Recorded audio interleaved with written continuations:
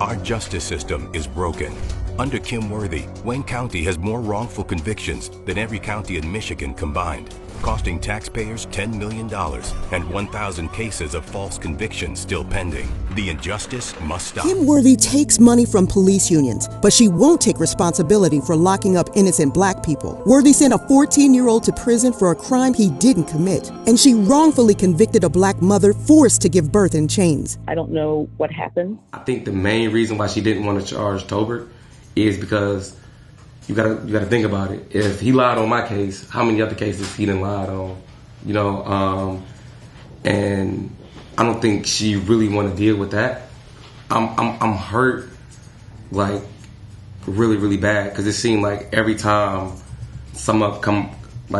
every time a question is asked about my case to the prosecutor, she quick to throw me up under the bus. She quick to blame Devontae for the 8 years he spent in prison for a crime he didn't commit. Just blame him. You know, like, really?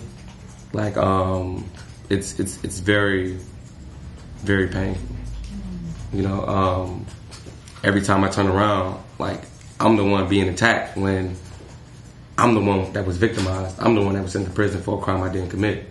You know, Tolbert and Sergeant Russell was the adults in this whole situation. You know, so how's you gonna blame me? You know, like, I was 14 years old.